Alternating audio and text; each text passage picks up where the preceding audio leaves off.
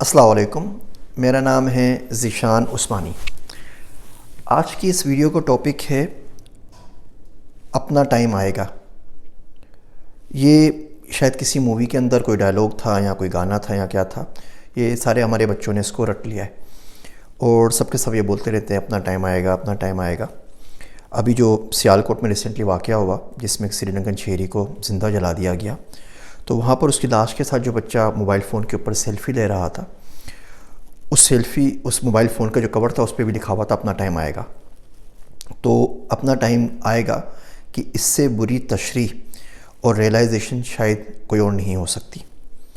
तो मैं सोचा कि थोड़ी सी इस पे बात कर ली जाए। ये जो हम सब इंतज़ार में रहते हैं कि अपना टाइम आएगा, अपना टाइम आएगा, ये आके नहीं देता। और जो हालात हमारे हैं, अगर ये इसी तरह चलते रहे तो ये टाइम कभी भी नहीं आएगा। एक किसी और किस्म का टाइम आएगा, उसका फार्मूला मैं आपको बता देता हूँ।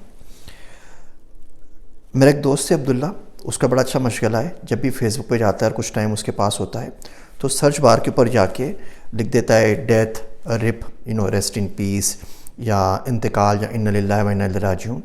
तो तमाम पोस्ट आ जाती हैं जिसमें कोई बंदा किसी न किसी के मरने के ऊपर ताज़ियत कर रहा होता है या उनको गम को हल्का करने की कोशिश कर रहा होता है।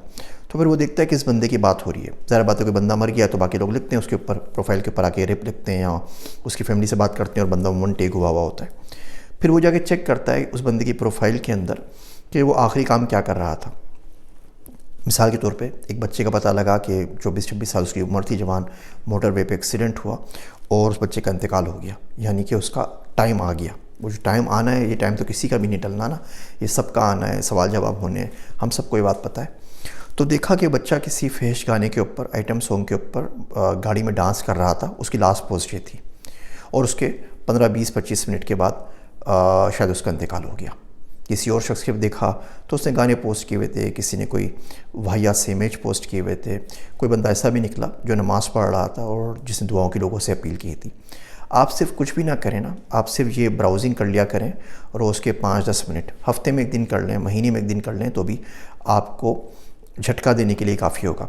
तो आपको पता लग जाएगा कि जो टाइम आना है ये हम सबका आना है और इस टाइम के लिए तैयारी कर लेनी चाहिए, बजाय इसके कि हम लोगों को चैलेंज करते रहें कि अपना टाइम आएगा।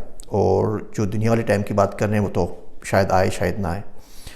हम में से जब भी कोई शख्स नाकाम हो जाता है तो हम कोशिश करते हैं कि उसका ब्लेम किसी और के ऊपर लगा सकें कि जो उस बंदे की वजह से मेरा किसी ने हाथ नहीं पकड़ा, मेरे से किसी ने मदद नहीं की, ये किया वो किया, जो कुछ भी कहते हैं। और कोई और बंदा सक्सेस हासिल कर ले तो उसका भी कोई ना कोई बहाना ढूंढते हैं कि उसका पव्वा लग गया होगा, उसको कोई सिफारिश मिल गई होगी, वो अमीर ख़ानदान में पैदा हुआ था, वो किसी का एजेंट बन गया है, वो किसी एजेंसीज़ के लिए काम कर रहा है, वो पता नहीं क्या क्या बकवास करते रहते हैं। ये तमाम दो काम अगर आप करते रहेंगे, अपनी फेलियर्स का एक्सक्यूज़ ढूंढते रहेंगे, दूसरे की सक्सेस के पीछे कोई ना कोई साजिश, कोई ना कोई बहाना तलाश करते रहेंगे, तो यकीन जानिए कि आपका टाइम कभी भी नहीं आएगा। वो वाला टाइम जो मौत का है वो तो आना है। तो उसकी तैयारी का तरीका मैंने थोड़ा बहुत आपको बता दिया है ताकि थोड़ी सी इबरत वहाँ से मिले। बाकी जिन लोगों का टाइम आता है ना, वो कभी कहते नहीं है कि अपना टाइम आएगा, वो खामोशी से सर झुका के काम करते रहते हैं। और जितने ये उछलने कूदने वाले होते हैं ना, जो बोल रहे होते हैं, छलांगे मार रहे होते हैं, गाने और जो कुछ कर रहे होते हैं, उनका बेचारों का टाइम आता नहीं है। आज तक मैंने तो नहीं देखा ज़िंदगी में। कोई किसी का आ जाए तो शायद कोई हो, कोई लकी बंदा, अदरवाइज़ नहीं आता। बचपन में एक कहावत सुनी थी, in every sports in this world players play, audience make the noise. अगर आप तालियां बजाने लग गए तो छक्का कौन मारेगा? आपका काम है खेलना, आप खेलते रहिए, तमाशाइयों ने जो कुछ करना है वो करते रहेंगे। वो शायर कहता है, मेरा तुझसे अटूट रिश्ता है, मेरा तुझसे अटूट रिश्ता है, मैं तमाशा हूँ तू तमाशाई। मुझे अपनी दुआओं में याद रखिएगा। मैं हूँ आप सबका ज़ीशान उस्मानी।